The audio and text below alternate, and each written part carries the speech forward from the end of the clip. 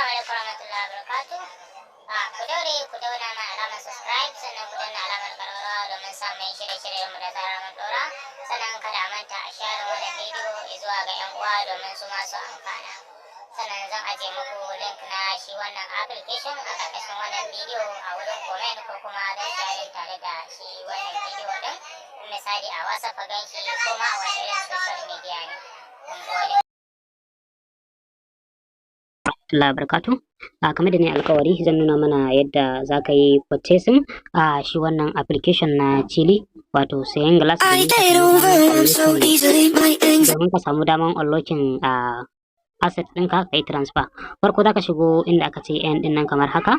A nan za ka ga total asset ɗinka daga nan sama, sannan kuma daga nan inda aka ce market a nan ƙasa za ka ga in ka taba haka zai kai ka inda zaka siya gilashin da kake so. Yanzu bari mu jarraba da gilashin dala 100 ko kuma bari mu sa na 50 ko kuma yanzu bari mu yi amfani da na dala 31 nan kafin ɗan mun zo mu second withdrawal sai mu nuna yadda za a yi asalin sayan gilas mai yawa, saboda mu nuna muku function ɗin sayan gilas mai yawa ɗin. Yanzu bari mu siya na $31 kamar haka. Yanzu da ka taba kan gilas ɗin da kake so ka siya kamar haka zai nuna ma ga adadin kuɗin da zaka biya. Daga nan ƙasa gashi nan sun ce za a biya 47,272 naira. Ana so ka biya duka amount din, karka rage ko sisi daga cikin abin da suka ce a tura. Sai ka taba na inda aka ce buy din nan haka. Da ka taba zaka dan jira kaɗan zai kawo ka nan wurin haka. A nan zai ce maka rubuta sunan email address naka, yanzu gashi nan ya fito maka tsaye sai ka saka, sannan sai ce ka sa sunanka kamar da kuke gani gashi nan ma ina tabawa yana hawa kai tsaye. Sai ka taba inda aka ce proceed to check out.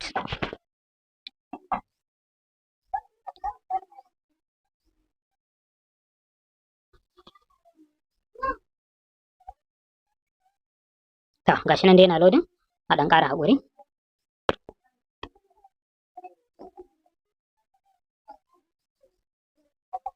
Yawwa, gashi nan sun ce ka tura waɗannan amount ɗin a cikin wannan account number da aka turo.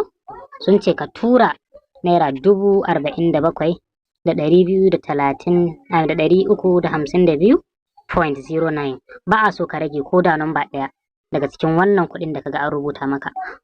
Yanzu bari mu ɗauki account number za mu tura daga ɗayar wayar mu. Gashi nan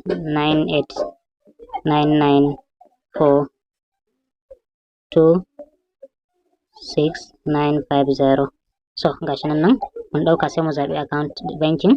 Sun ce Sterling Bank, sai mu nemo Sterling Bank. Okay. Sun ce moneyfi/corefee.inv. yawa shine sunan da mu ma kuma ya bamu anan. Za mu tura kuɗi yanzu.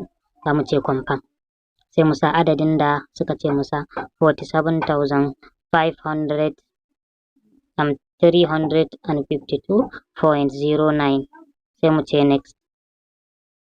Kuɗan jira da Allah, muna ɗan yin transfer ɗin ne daga ɗaya wayan mu da muke transaction ɗin. Kamar yadda kuke gani gashi nan za mu biya kuɗin. Gashi nan za mu biya equal amount ɗin da suka ce. Yanzu gashi nan mun tura kuɗi. Yawa, transfer ya tafi, sai mu yi back. Yawa, mun dawo wurin da muke payment namu. Sun ce account number zai expire a cikin mintuna kaɗan. Yanzu gashi nan tana processing dai. Na yi refresh ɗin shi sau ɗaya.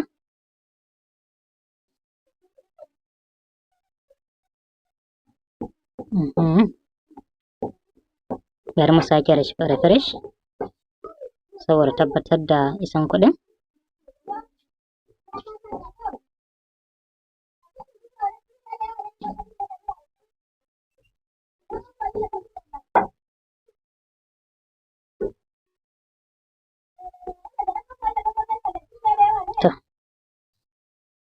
Gashi nan transaction ɗin mu yayi successfully, amma bai isa musu ba. Okay, ya isa musu.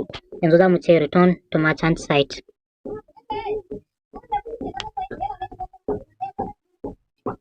Sai ku ƙara haƙuri sakamakon bidiyon yayi tsayi saboda delay ɗin transaction da muka samu. Yanzu za mu koma zuwa kan cheelee namu kai tsaye da muka taɓa wannan ɗan blue button ɗin ne ya dawo da mu ciki. Yanzu gashi nan mun shigo cikin cheelee namu. sun ce congratulations you are on purchase glass.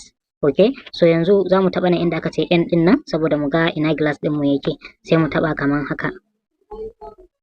To anan suka ce ga nan glass ɗin mu wanda muka saya yanzu light kenan, endurance ɗin shi full yake, sannan kuma ga tsohon glass ɗin mu wanda muke aiki da shi wanda suka bamu free wanda mun ci 70% nashi shine ya bamu, ok mun ci 68% nashi shine ya bamu $6.8 ɗin nan, dama $10 yake bayarwa. So ga nan kuma wanda muka saya nan wanda akalla zai bamu $99. To insha Allah za mu yi bidiyo yadda ake withdrawal, yanzu wannan ga yadda ake deposit a sayi glass.